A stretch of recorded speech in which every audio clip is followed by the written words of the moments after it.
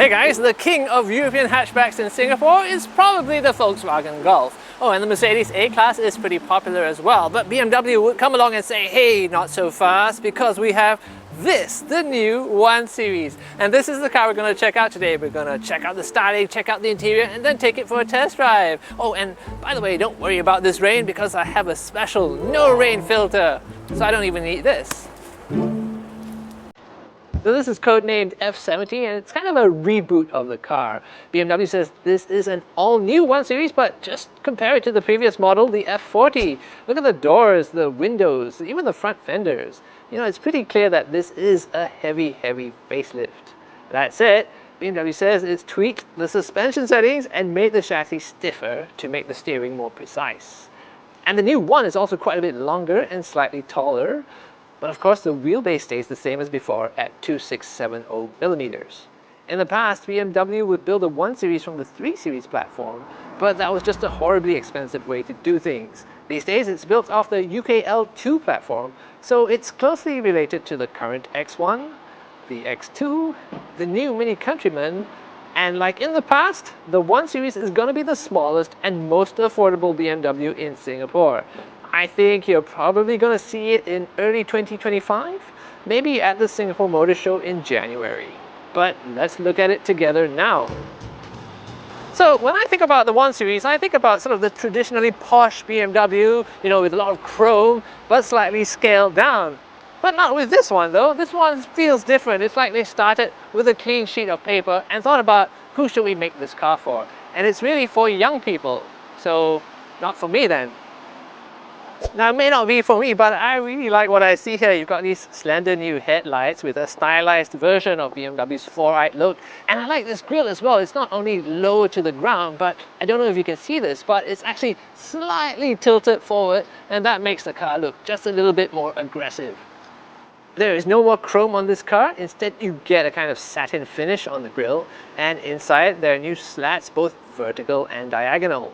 What I really like about the back of the 1 Series is this roof spoiler over here. It kind of elongates the roof here and makes it taper down slightly. Or you can actually have it in black, which looks extra sporty. And it goes quite well with these sort of black air deflectors over here. Overall, it gives this car a very neat rear end. So while I'm back here, guys, I may as well show you what you have back here. Now, in terms of boot space, if you're looking for the raw numbers, you have 380 liters back here. This is a hatchback, so of course you can fold the rear seats. You have to do it from the side of the car or reach past this, but if you do that, you get 1,200 liters.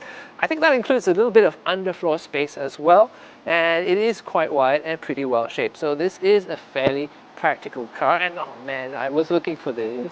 And oh, this one comes with an electric tailgate, which is a nice premium touch. Before we check out the back of the car, guys, please consider subscribing. We are a new channel and we could really use your support. Thank you very much. So getting into the back of the 1 Series isn't a huge challenge. You're going to have to dip your head a little bit, but it's the same with many hatchbacks. Just for reference, I am 1.75 meters tall and I am sitting behind myself, and I'm not sure if you can see, but I do have quite a lot of knee room because these seats actually have cutouts. And I'm actually okay in terms of headroom, but I do feel like because of the car's design, it has a lot of tumble home, and that's when the glass kind of tapers together towards the top. I do feel like my head is actually pretty close to this window over here. Just quickly check out the middle seat. And some cars kind of push you upwards when you sit here. This one is just about okay. It isn't a very wide car, of course, so I wouldn't do long journeys with 3 adults in the back, but I think it is spacious and comfortable enough for sort of medium journeys through town, but nobody really buys a hatchback for the space anyway. Things are actually way different when you move to the front. The dashboard is dominated by the ubiquitous BMW curved screen now, with a 10.25-inch driver display and a 10.7-inch touchscreen. If you opt for the M Sport package, you'll see the M brand's colors in some subtle stitching or in the ambient lighting on the dash panels. You also get sport seats with genuine Alcantara inserts, and the car is completely free of leather except for the steering wheel. And you also get the control module that's also in the latest X1 and X2, which has no iDrive controller. Now this is completely different from the 1 Series that I remember before. That car had a proper cowl for the instruments and then a small screen at the side. And then you had buttons for the radio and sound system, and then you had a panel for the AC controls. There was a gear lever and even an iDrive controller, but that's gone, and all that is gone. So it's actually been simplified and cleaned up, and it does look very nice, but it does mean that using the car is a little bit more complicated. If I want to change radio stations before, I just had to press a button. Now I have to look for the radio app and then change my station and then exit. And so that means I have to tap the screen a couple of times instead of just pushing the button I want. I do like this panel here. It's ambient lighting and it looks a bit simple, but this is actually made of aluminium and it's very, very difficult to make. They have to stamp it, they have to cut out everything here for all these LEDs. You do get a little light show, so let me try and raise the temperature and you can see it's responding to me. So it is a very nice touch and it does improve the cabin ambience quite a lot. But overall, I think this is kind of a dematerialization in the name of simplification. I tell you what though, I really take issue with these aircon vents over here. The 1 Series had proper big aircon vents that you can just point at your face.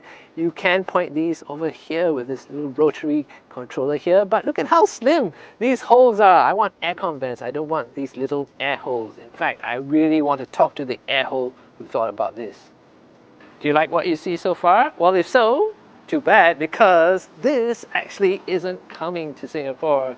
Now this is a 120 no I, and it's got 170 horsepower from a 1.5 litre 3-cylinder turbo, but that's actually a little bit too powerful for Singapore. You're going to need a category B COE. What's coming to Singapore instead is a 116 with just 122 horsepower, but I think that'll cost just over $200,000 with a category A COE. So in the meantime, we're going to have to settle for this, the M135 xDrive. This is an M performance model, so it's sehr sportive, as they say in Germany. It has horizontal slats in the front grille, and you can also have it with iconic glow, which is the illuminated grille that you can't see as a driver, but other people can. Inside, it's pretty similar to a normal 1 Series with M Sport package, but you do get a lovely 3-spoke steering wheel with a red band to show the 12 o'clock position. Plus, you get the full M bucket style seats with the illuminated badge to welcome you on board. This one has the optional 19-inch wheels, which are the biggest you can have on the new 1 Series. It also has M-style wing mirrors, and here's that black roof option I told you about earlier. Of course, there are mock diffusers in the rear bumper. And what's this? Something that used to be on full M cars only, 4 exhaust pipes.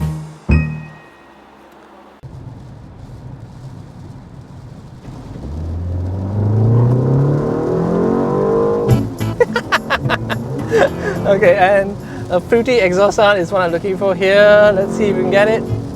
I don't know if you can hear that, but it sounds like the National Day Parade fireworks back there. So, okay, 4 exhaust pipes are put to good use in this car. So let me tell you about what's under the bonnet. What's feeding those pipes is a 2-litre turbo engine. It's a 4-cylinder, and it has 300 horsepower and 400 Newton meters of peak torque. I'm very familiar with those numbers because this is the same engine that powers the new Mini Countryman JCW. And all that is in a relatively small car, so it's enough to power this car from 0 to 100 in just 4.9 seconds. I don't care what anybody says, that is plenty quick. Of course, there's more to just power when it comes to reasons for buying a 135. There's the handling to think about as well. And I actually like what I feel so far. There's a lot of feeling coming through the steering. And I should point out that I am driving a version of the car with something called the M Technology Package. So that adds a whole bunch of things like extra body bracing to make the body even stiffer. It has stronger pistons for the dampers just to add that bit more precision. And it apparently has the brake calipers from an M3 or an M4, which all your friends can see. But I'll tell you what, I'm feeling pretty confident driving through the twisties. And I don't think it's because I've got a huge amount of grip underneath me, but I do have 4-wheel drive, and you do feel confident with that. Something that did surprise me though is that this has the same kind of steering ratio as the regular 1 Series, so I think they've decided that that car has fast enough steering. But overall, I would say this is a car that makes driving fast both easy and engaging, which is the best combination. Oh, and something I wish I could show you guys, there is a new feature for the head-up display system. It's called Curve Ahead. It actually takes the shape of the road and then projects it onto the windscreen, so I know exactly whether I'm going left or right next, even if it's one corner away, and I know exactly how fast I need to go, because if I'm going a little bit too quickly, the car will actually color the display yellow or maybe red. So let's drive around at more sensible speeds now, guys, and I want to check out the refinement of this car. So far so good, because this is already the most hardcore version of the new 1 Series, and I have to say the suspension is firm, but it's not uncomfortable. In fact, the damping is actually quite good, so even though you feel the bumps, the car actually settles down really quickly after that. And when it comes to things like engine noise, well, when you're not sort of pushing hard and just driving along, you don't actually hear that much of the engine. It's there, but it's remote. And guess what? I'm already in the sport mode, so when I do give it some gas, you do hear it, of course. But I have to say, some cars really try to excite you with a lot of noise and a really bumpy time, right? Silence! And that's one way to do it, of course, but the 135, I think, is of course quick. But what I think it does offer is precision. And I say kudos to BMW, because it's quite easy to build a fast car with a lot of grip, but it's quite another to build a fast car that's still something that's easy to drive and just something that you don't mind driving every day. And that's super important, because this car is going to cost more than $300,000 when it arrives in Singapore early next year. So let's leave aside the 116, because I haven't driven that one yet. And I know the 1 Series is aimed at young people in general, but I think this one is more for the young at heart. Because given the price, it's going to be bought by someone who already has something else in the garage. Maybe it's got 2 seats, maybe it's got 7 seats, but it just wants something else that's compact, fun to drive, and just a joy to be in without stress. Now, it's one thumb up because it's fun to drive, but it's a thumbs down for me because I really don't like the simplified new interior. It looks a lot better, but I think it's going to be harder to live with. Mind you, there is the Audi S3, there is also the Mercedes AMG A35. I haven't driven those cars, but you should look at them if you're in the market. And then there's the Volkswagen Golf R. I really like that car. Whatever it is, if you're shopping for a premium hot hatch, you really are spoiled for choice. But as for this, I know exactly who this car is for. It's for people like me who love driving, but not a younger version of me, but a version of me with $300,000 to spend.